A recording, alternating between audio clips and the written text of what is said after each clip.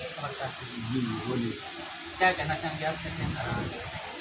सबसे बड़ी विशेषता ये है कि ये पितृपक्ष का शुभ पावन अवसर चल रहा है।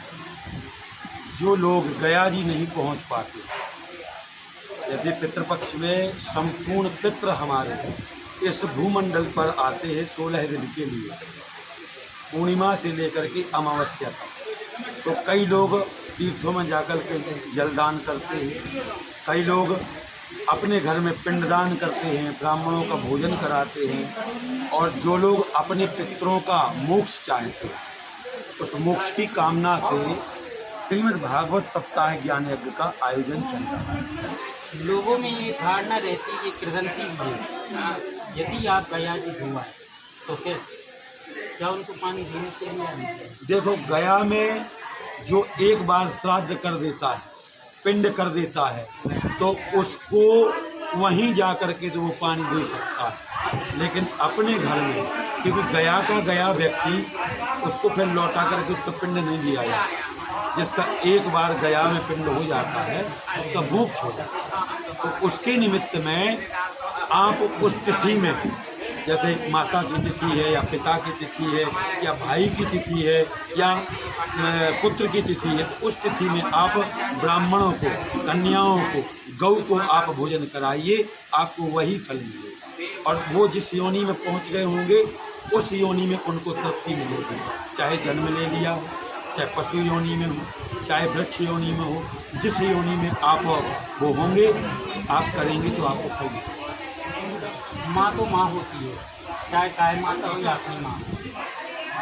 अगर चलता फटता मंदिर चर्चा की जाए तो गौ माता है, आज जिस तरीके से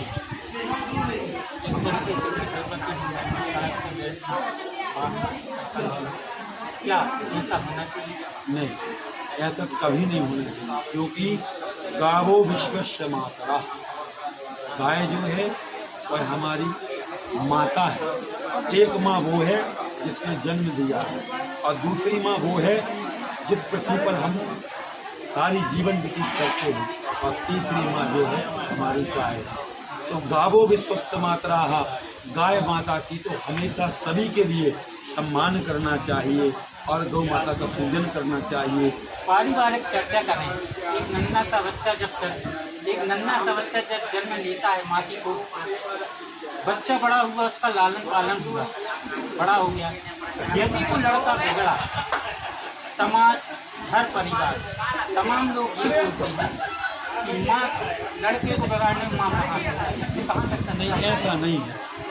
क्या होता है, ना भोक्ते क्षीयते कर्मो जन्म कोटि सतैरपि अवश्य मेघ भोक्तव्यम ततः कर्म शुभाशय।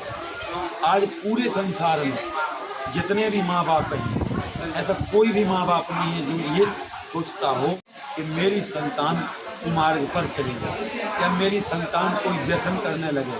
हर माँ बाप ये चाहती है कि हमारी संतान हमारी सेवा करे, हमारी बातों का पालन करे।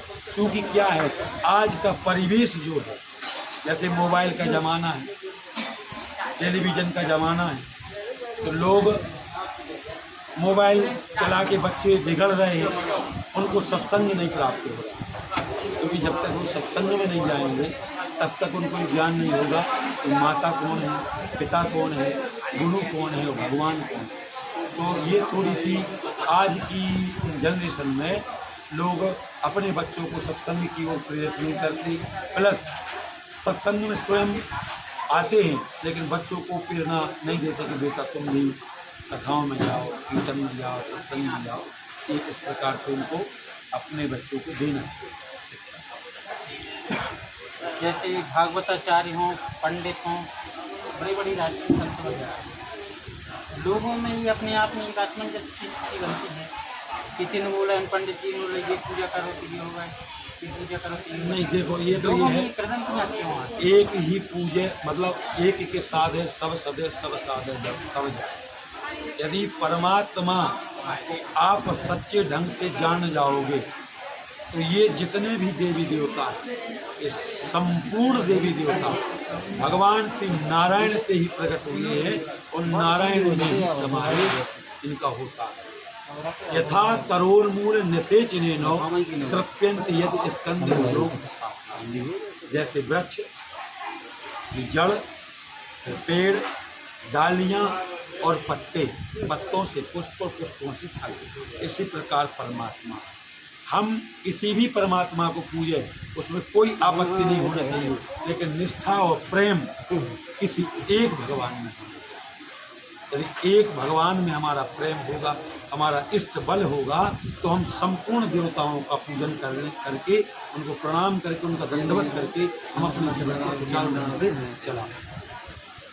जिस तरीके से आज सामाजिक गतिविधियाँ चलती हैं, कई लोगों की कई प्रकार की बातें होती हैं, लोग सनातनी होते जा रहे हैं। सनातन के बारे में क्या कहना है? देखो, सनातन तो ऐसा है, अनादिकाल से, जब से हमारे वेद बने, हमारे शास्त्र बने, हमारे पुराण बने, हमारे संत भगवान, हमारे विद्वज्जन, जब से बचपन से हम लोगों ने कथाओं में सुना, तो सनातन तो हमारा सनातन है।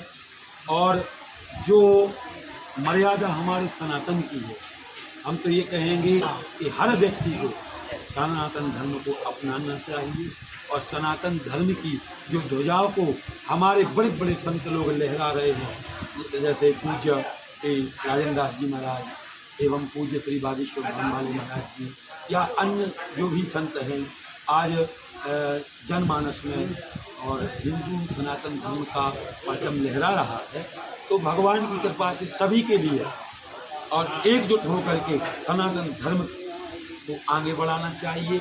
यही हमारा धर्म है, और इसी धर्म से आज जितने भी धर्म को लोग धर्मांतरण कर रहे हैं, सारे धर्म हिंदू सनातन धर्म के बाद ही पैदा हुए। तो हमारी चर्चा हुई पंडित श्री रूपराम दुबे शास्त्री जी से। उन्होंने स्पष्ट कहा कि चाहे बात हो प्रतिपक्ष की, चाहे माँ की बात हो, चाहे गाय की बात हो, लगातार यानी जिस तरीके से सनातन का युग आज अपनी चरम सीमा पर है, मोदी योग है, मोदी योग के साथ साथ सनातन का योग भी है। लक्ष्मी पांडे, राणा, खबर क्रांति न्यूज, सागर।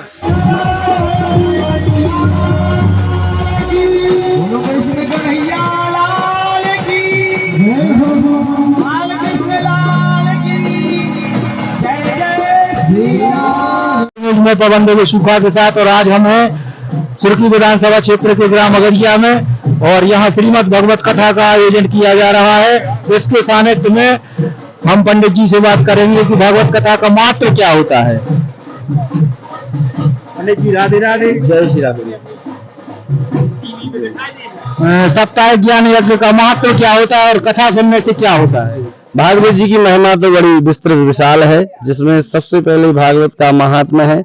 भागवत जी के श्रवण करने से कैसा भी पापी हो, जिसने अपने जीवन पर्यंत पाप कर्म किए हो, ऐसा व्यक्ति अगर मरने के बाद प्रेत योनि में भी चला जाए, तब वह भागवत का श्रवण उसके नाम से हो जाए, आयोजन हो जाए, तो उसका भी मोक्ष हो जाता है। ऐसी विस्तृत भागवत की महिमा है। अगरिया में एक से एक विद्वान पंडित रहे हैं, उनके बारे में आप क्या कहेंगे, और कैसे कैसे संत रहे कि ताकीजें बंद हो जाती थी, एक समय वो था, आज क्या है? आज आपका शुभ नाम बताएं। मैं ब्रजकिशोर शुक्ला और ब्राह्मण परिवार से हूँ, और मैं बताना चाहूंगा कि ये जो अगरिया ग्राम है, ये हमारे महापुरुषों की तपस्या का प्रताप था। जो ऐसे ऐसे प्रतापी लोग रहे, जो कि पूरे मध्य प्रदेश में इस गांव का एक नंबर पर नाम रहा, चाहे वो संगीत हो, चाहे गुंडागिर्दी हो, चाहे नेतागिरी हो। इस गांव में बड़े दिव्य तपस्वी लोगों ने नाम दिया था, जो आज हमारा घटता जा रहा है। वर्तमान में अगरिया शून्य है।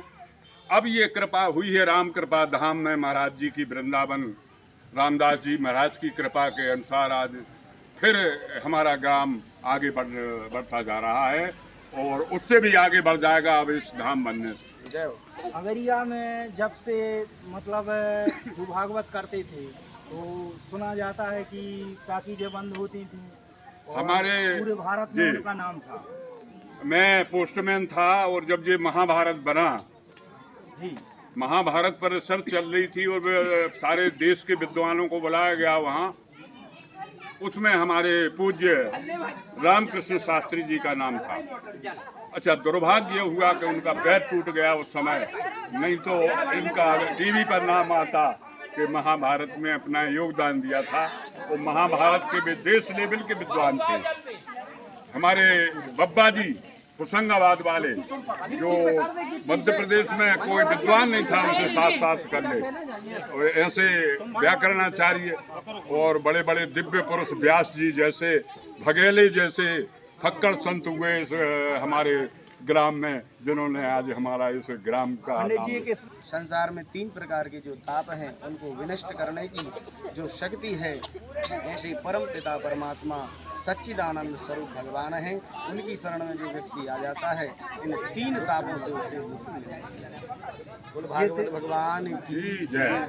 ये थे हम अगरिया में, और जहाँ आज भागवत कथा प्रारंभ होने जा रही है, उसकी कलश यात्रा प्रारंभ होने जा रही है।